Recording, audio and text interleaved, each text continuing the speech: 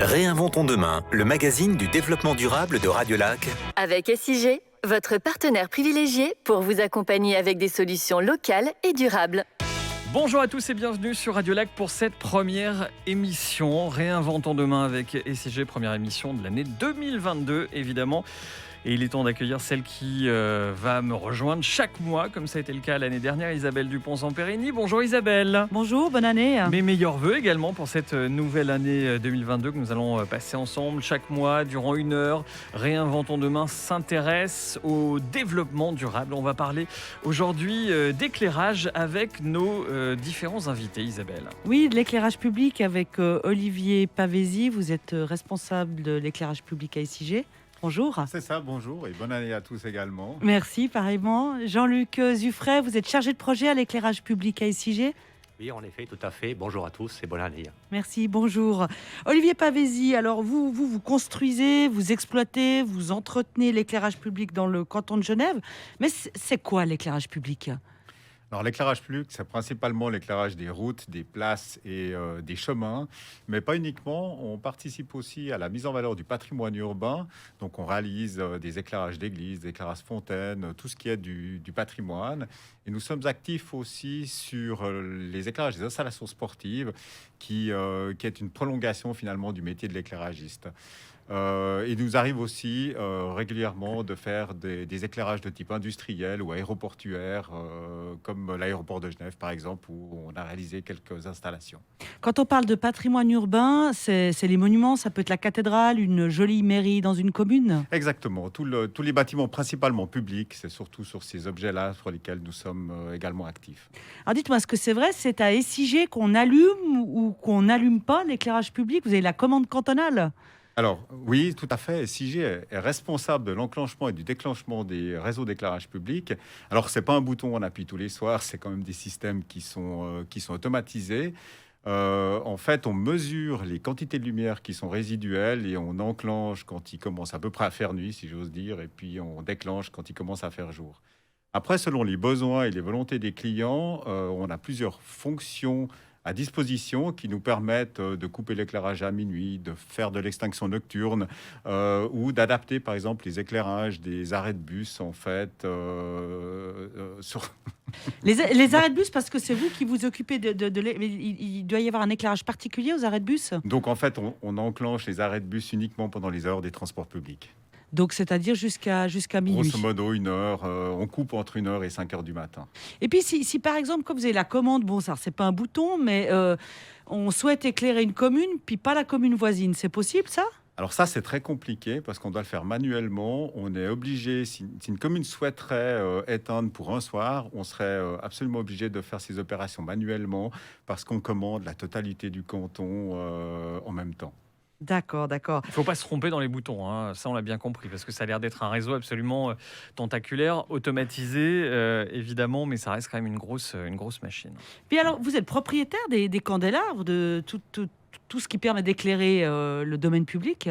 Alors non, SIG n'est pas propriétaire des installations d'éclairage public, ce sont les collectivités publiques qui sont propriétaires, mais ces collectivités en fait font confiance depuis de nombreuses années à SIG pour sa construction, son exploitation et sa maintenance. Et l'installation, c'est SIG qui s'occupe justement de l'installation de ces candélabres ? Alors, SIG en fait réalise des installations d'éclairage public, mais ce sont des installations qui sont, contrairement au réseau électrique, ce ne sont pas des installations qui font partie du monopole, donc d'autres peuvent installer de l'éclairage public à Genève. Donc Fabien et moi, si on veut se lancer dans l'éclairage public, au-delà du fait qu'on n'a pas les compétences, on pourra le faire. Vous pourriez.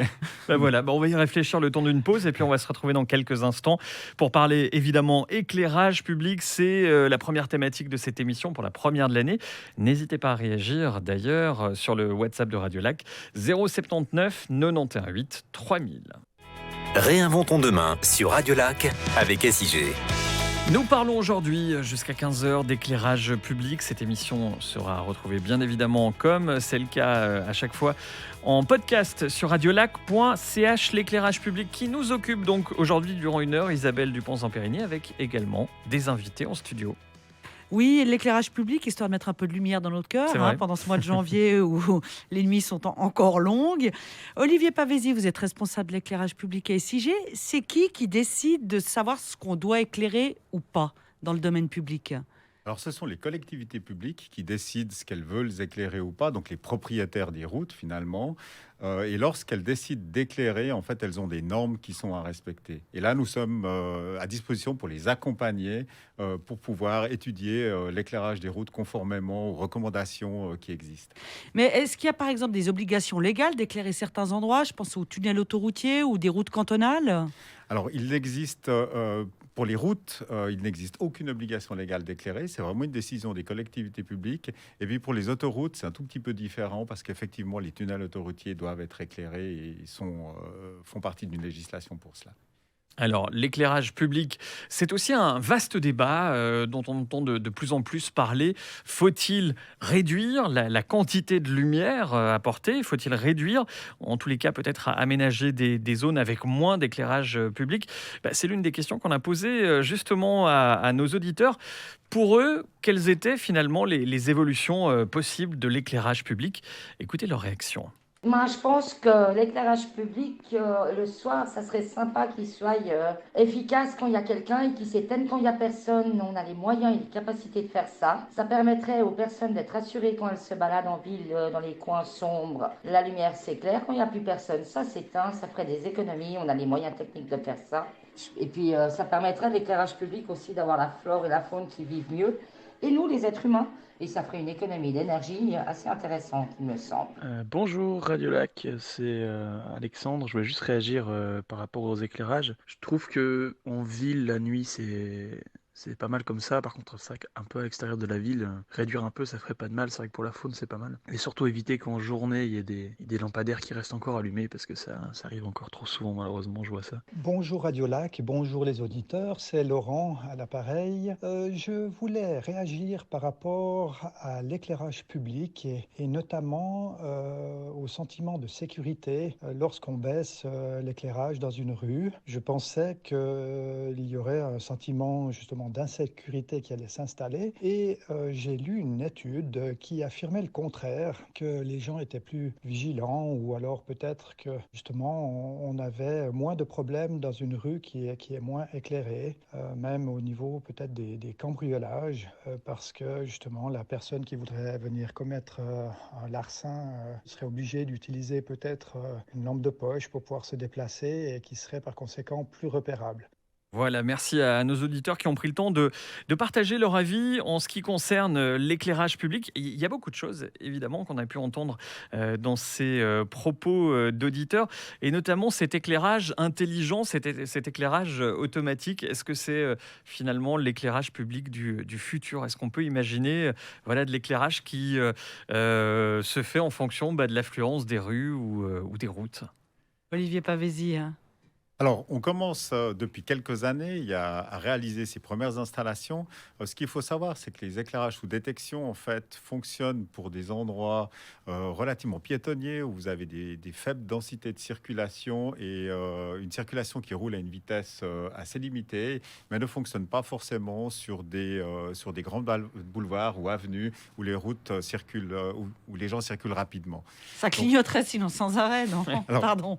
Et ça clignoterait sans arrêt et les systèmes s'adapteraient assez mal en fait à cette problématique-là. Pour les grands axes, on a d'autres systèmes qu'on est en train de tester actuellement où on mesure la densité de circulation et on essaye de faire des adaptations automatiques de l'éclairage en fonction de ce volume justement de circulation. Et des lampadaires qui restent allumés en pleine journée, ça existe malheureusement? Alors oui, ça existe, mais c'est simplement pour des raisons d'entretien. Donc quand nous faisons la maintenance et l'entretien des installations d'éclairage public, on doit enclencher le réseau d'éclairage. Donc si vos auditeurs effectivement voient la journée des lampes qui s'enclenchent, c'est principalement qu'on est en train de travailler probablement pas très loin sur le réseau d'éclairage. C'est pas qu'on s'est gouré de boutons. Oui, c'est ça. On a bien compris.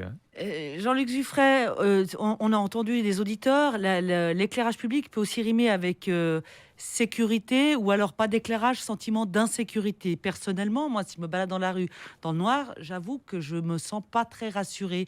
Est-ce que c'est fondé ou c'est juste un sentiment, un ressenti?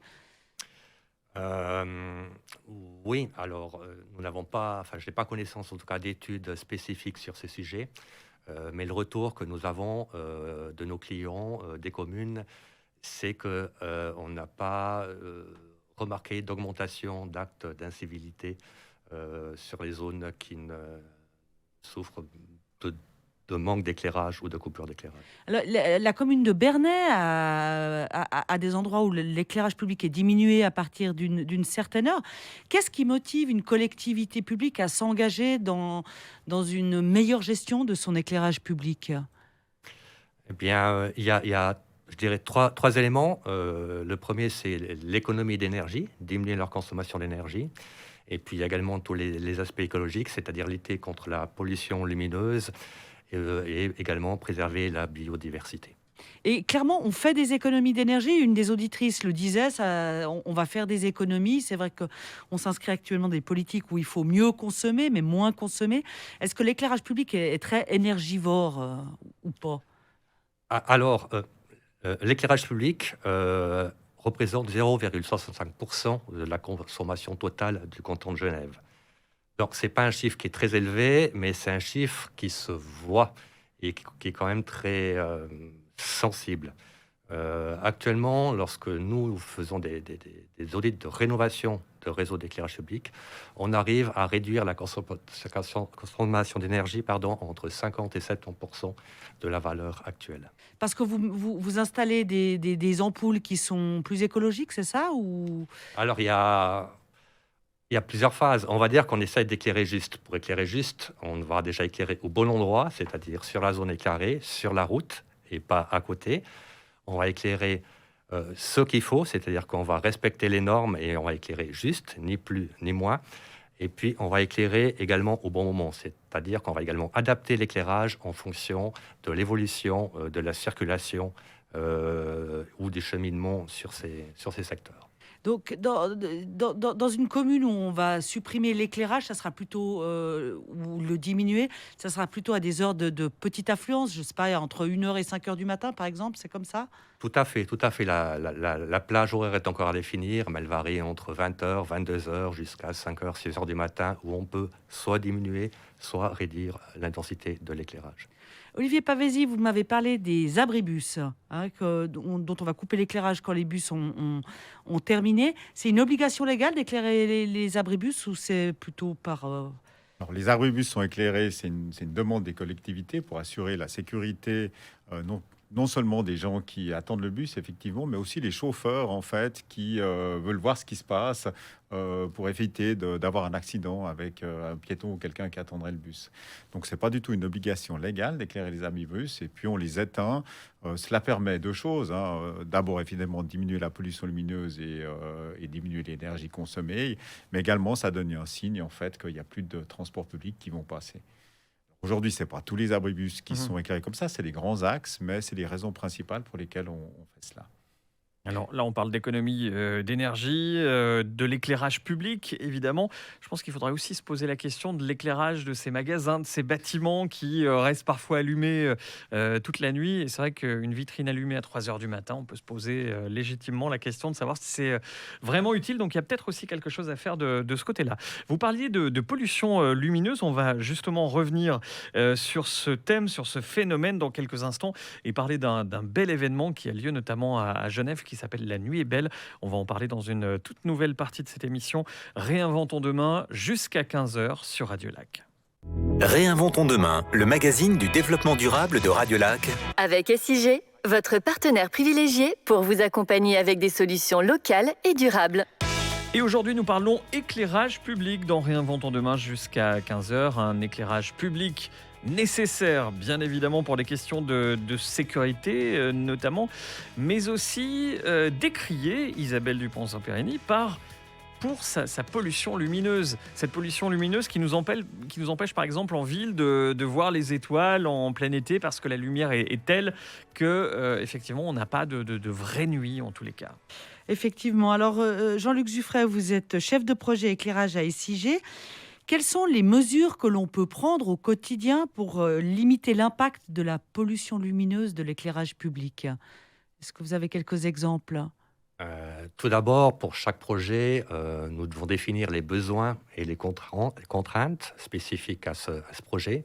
Ceci afin de réaliser des installations qui sont le plus efficientes possible, en limitant au maximum tous ces problèmes de pollution lumineuse induite. Pour cela, nous avons toute une palette de moyens techniques à notre disposition. Par exemple, l'abaissement de l'éclairage à certaines heures de nuit, dites les heures creuses. Nous avons également, comme nous l'avons abordé précédemment, les systèmes de détection, appelés systèmes de détection dynamique, qui nous permettent de créer un train de lumière qui nous permet d'accompagner l'usager le long de son cheminement avec l'éclairage adéquat. Nous avons également la possibilité d'éteindre complètement l'éclairage sur certains secteurs à des heures qu'il faut définir en fonction de l'usage. Alors, il y a 3 ans, il y a eu un projet qui a été lancé en 2019. C'était une opération nommée La Nuit est belle. Et ça consiste à éteindre l'éclairage public. Alors, la première opération, l'éclairage public a été éteint, je crois, à partir de minuit ou jusqu'à minuit. Mhm. L'année suivante, l'opération n'a pas eu lieu, on sait pourquoi. Et l'année passée, il y a eu interruption toute la nuit à Genève, mais dans le Grand Genève, Voilà. dans des communes de France voisines aussi. Et du canton de Vaud aussi. Et justement, l'organisateur, celui à qui on doit cette belle idée de cet événement intitulé La Nuit est belle, c'est Pascal Meuchler qui est avec nous justement pour nous parler de cet événement La Nuit est belle. Bonjour. Bonjour. Alors, cette opération La Nuit est belle, comment est venue l'idée exactement ? Eh bien, c'est en fait une thématique environnementale qui est nouvelle. Il faudrait peut-être s'occuper de la nuit parce qu'on éclaire 2 fois plus tous les 20-30 ans. C'est une thématique qu'on ne peut rien faire sans, quelque part, associer toute la population. Et pourquoi pas, tout simplement, une opération de sensibilisation qui consiste à inviter le Grand Genève, avec son million d'habitants, c'est plus de 200 communes, c'est 2000 km², à stopper les éclairages publics pendant une nuit pour tout simplement se poser des questions sur une thématique qui est finalement nouvelle, mais extrêmement intéressante, qui est tournée vers l'avenir et qui est finalement facile à prendre en main. Vous savez, le cycle jour-nuit, c'est le plus vieux cycle quasiment de notre planète. Et les thématiques, elles sont innombrables. C'est pour ça qu'il faut les empoigner, pas avec des œillères, mais plutôt de façon globale. Parce que vous avez des questions d'urbanisme, de biologie, mais aussi de culture. C'est quoi de voir le ciel étoilé, de santé, de sociologie, des sciences d'ingénieur, de la mobilité, de la sécurité, etc. Et le volet biologie est effectivement un volet fort. Vous savez que nous avons des problèmes de diminution de la biodiversité et on se rend compte qu'un trop d'éclairage, ça a une incidence énorme sur notamment la faune des invertébrés. Le fait de modifier en quelque sorte cette vieille règle, vieille de plusieurs milliards d'années et depuis que la vie est apparue, c'est quelque chose qui n'est absolument pas anodin sur le fonctionnement de nos écosystèmes, sur la dynamique de nos faunes. Vous êtes quand même d'accord pour dire, Pascal Meuchler, que l'éclairage public est absolument nécessaire, incontournable, dans certains espaces. Mais bien sûr, la question, ce n'est pas éclairer ou pas éclairer, c'est de mieux éclairer. Mmh. Où est-ce que c'est nécessaire? Comment nous éclairons? C'est inutile d'éclairer, c'est un gâchis d'énergie, le ciel par exemple.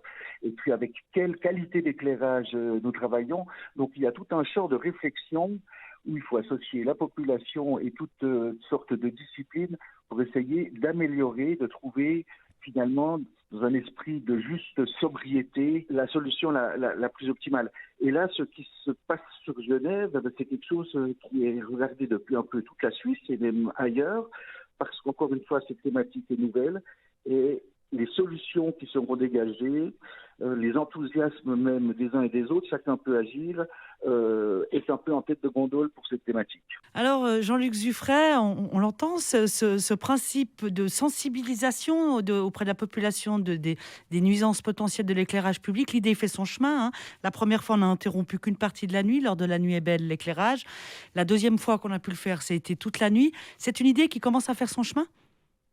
Oui, je pense que La Nuit est belle permet au grand public de se rendre compte que l'extinction de l'éclairage n'est pas une utopie et peut se réaliser. A contrario, ça permet également de se rendre compte à quel point l'éclairage public est nécessaire et utile dans certaines circonstances. Oui, c'est ça, Fabien, il ne faut pas faire non plus des dogmes absolus. L'éclairage public est nécessaire, mais il faut mieux le gérer. Vous avez évoqué avant les enseignes lumineuses. Les enseignes lumineuses, vous n'avez pas la main dessus. Ce n'est pas considéré comme étant de l'éclairage public, Olivier Pavesi. Non, ça ne fait pas partie de l'éclairage public et c'est principalement des initiatives privées qui sont soumises à autorisation normalement. Mais aujourd'hui, en fait, il y a peu de réglementation sur les enseignes. Il y en a une qui vient d'être adoptée très récemment, en fait, par le Grand Conseil, qui va limiter un tout petit peu le fonctionnement des enseignes lumineuses. Mais il y a encore du chemin à faire pour éviter toute cette pollution lumineuse dans des heures qui sont parfois... pas toujours très utile. Oui, c'est ça, parce qu'en pleine nuit, on peut imaginer ça. entre 1h et 4-5 heures du matin, effectivement, il n'y a pas vraiment d'intérêt à faire tout cet éclairage. Je me dis peut-être que par le porte-monnaie, parce que ça coûte quand même de l'argent pour ces entreprises, d'éclairer ces vitrines, ces enseignes. Il n'y a pas un levier, un moyen d'action peut-être du côté du porte-monnaie, justement? Alors, le coût des enseignes, finalement, c'est l'énergie qui est consommée et on sait que de nuit, l'énergie n'est pas si chère que ça. Et puis, pour les enseignes publicitaires, finalement, l'impact entre les coûts et le bénéfice qu'elles souhaitent en prendre n'est peut-être pas si important que ça. Donc, leur extinction n'est pas pour demain. Non, mais ça va déjà diminuer un petit peu, visiblement. Déjà, c'est un petit pas. Mais oui, et un grand pas contre la pollution lumineuse. On va revenir dans quelques instants pour continuer à parler éclairage public. On va s'intéresser à une autre forme de l'éclairage public. On a parlé des rues, des villes, des routes. Il y a aussi les enceintes sportives, les installations sportives. Et ce sera au programme dans quelques instants sur Radio Lac. Réinventons demain sur Radio Lac avec SIG. Et aujourd'hui, nous nous intéressons à l'éclairage public avec nos invités, avec vous aussi Isabelle Dupont-Zamperini. Cet éclairage public qui éclaire nos routes, nos chemins, les rues de nos villes, mais aussi les installations sportives, les terrains de sport. Oui, alors j'étais très surprise en préparant cette émission. Olivier Pavesi, vous êtes responsable de l'éclairage public à SIG. Vous vous occupez aussi d'éclairer les terrains de sport ? Alors, nous agissons très souvent en tant qu'ingénieurs conseils dans le domaine sportif, qui sont des éclairages qui sont avec des hautes exigences en termes de qualité, en termes de quantité de lumière. Et ça fait partie intégrante du métier d'éclairagiste. Donc, c'est quoi? C'est les terrains de foot, de tennis? C'est en extérieur, évidemment? Alors, on est actif autant sur l'extérieur que sur l'intérieur. Bien entendu, on va dire 80% des objets sur lesquels on s'occupe sont des installations extérieures. Principalement, c'est le football et le tennis, mais finalement, on est actif dans tous les domaines sportifs qui ont besoin de la lumière et d'une lumière normée et assez importante. Alors, Olivier Pavesi, l'éclairage de terrains sportifs, terrains de foot, tennis, c'est une technique et une technologie qui est particulière ou pas ? Les technologies utilisées sont un peu les mêmes que celles de l'éclairage public. Par contre, ce sont les contraintes qui sont beaucoup plus élevées. Le but d'un éclairage sportif, c'est que les sportifs puissent réaliser leur sport dans les meilleures conditions d'éclairage possibles et de visibilité possible. Et les contraintes sont données souvent par les associations sportives ou les fédérations. Et ce sont des éclairages qui sont, dans la plupart du temps, homologués. Ensuite, si on a affaire au sport professionnel, on a souvent donc la télévision qui est là. Il y a encore des exigences très très particulières qui sont données par la télévision. Et tout cela fait que lorsqu'on est au stade, par exemple au stade de Genève, pas très loin de la radio, on a cette impression de puits de lumière finalement. Et moi, je me fais la réflexion à chaque fois. Qu'est-ce que ça doit consommer quand même, tout cet éclairage? Est-ce que c'est le cas véritablement? Un soir de match à Genève, est-ce que ça fait un bond de consommation énergétique? Par rapport à la consommation du canton de Genève, l'éclairage d'une partie de football au stade de Genève reste, on va dire, presque anecdotique. Mais effectivement, la puissance d'éclairage qui est installée pour éclairer une enceinte de cette dimension est assez élevée. Mais il faut la mettre en relation avec le nombre d'heures de fonctionnement. Une installation comme le Stade de Genève fonctionne une centaine d'heures par année. Si on compare ça à l'éclairage public qui fonctionne environ 4200 heures par année, on peut s'apercevoir que finalement, la consommation n'est pas si élevée que ça. Par contre, c'est clair qu'elle est visible quand elle est enclenchée. On voit vraiment beaucoup de lumière et un puits de lumière, effectivement. pendant des durées très courtes, somme toute. Ouais, donc on va pas jeter la pierre au FC Non. Servette, hein, Non. ça c'est clair. Est-ce qu'avec les avancées technologiques depuis ces dernières années, le matériel que vous installez est moins énergivore qu'il y a 15 ans ou 20 ans en arrière? Alors sur le domaine sportif, comme sur le domaine de l'éclairage public, c'est effectivement le cas. On arrive, Jean-Luc parlait tout à l'heure d'économies de 50 à 70% sur l'éclairage public. Dans les enceintes sportives, on est plutôt autour de entre 35 et 50% d'économie d'énergie par rapport à ce qu'on faisait il y a une quinzaine d'années en arrière. Donc effectivement, une forte économie d'énergie. Mais on arrive aussi beaucoup mieux à gérer les niveaux d'éclairage dans les enceintes sportives, c'est-à-dire que bien souvent on a des niveaux différents pour l'entraînement, si ce sont des matchs de deuxième ligue, de première ligue ou de Challenge League ou de Super League. Donc il est beaucoup plus facile avec les technologies actuelles de régler ça et s'adapter en fonction de chaque événement sportif qui a lieu dans une enceinte. Donc quand l'équipe suisse de foot joue à la Praille, là c'est le maximum. Oui, tout à fait. Et quand le Servette joue, on est à peu près à des niveaux, par exemple, de 50% inférieurs. Donc il y a vraiment des grosses différences. Ah, c'est incroyable. Hein. Mais nous n'en tirerons évidemment aucune conclusion concernant le niveau du Servette FC, qu'on salue au passage évidemment. On va se retrouver dans quelques instants pour la toute dernière partie de cette émission. Isabelle et nos invités, on parle donc d'éclairage public aujourd'hui durant quelques minutes. Et c'est avec la baguette magique que nous allons terminer cette émission. Baguette que vous allez transmettre à nos invités pour savoir ce qu'ils en feraient en matière d'énergie, évidemment, dans un monde parfaitement idéal. On va se retrouver dans quelques minutes, le temps d'une courte pause sur Radio Lac. Réinventons demain, le magazine du développement durable de Radio Lac. Avec SIG, votre partenaire privilégié pour vous accompagner avec des solutions locales et durables. Dernière partie de cette émission consacrée aujourd'hui, pour commencer l'année, ce premier rendez-vous de 2022. Eh bien, c'est l'éclairage public qui nous intéresse avec vous, Isabelle Dupont-Zampérini, et avec nos invités, Olivier Pavisi et Jean-Luc Zuffren. Alors, Jean-Luc, je vous donne une baguette magique. Qu'est-ce que vous en faites? Je vous en remercie. Et je souhaiterais généraliser le système de télégestion des éclairages que l'on commence à mettre en place. Donc, c'est un système qui permet d'interagir avec chaque point lumineux à distance sur le réseau afin de pouvoir le réguler selon l'usage. Je souhaiterais également, à terme, que l'extinction nocturne soit quand même généralisée dans la majorité des endroits où cela est possible. C'est vraiment un souhait autant d'entreprises que personnel. Olivier Pavesi, Jean-Luc vous passe la baguette magique et qu'est-ce que vous faites avec? Alors, je souhaiterais pouvoir offrir aux Genevois et aux Genevoises quelques heures de ciel complètement étoilé.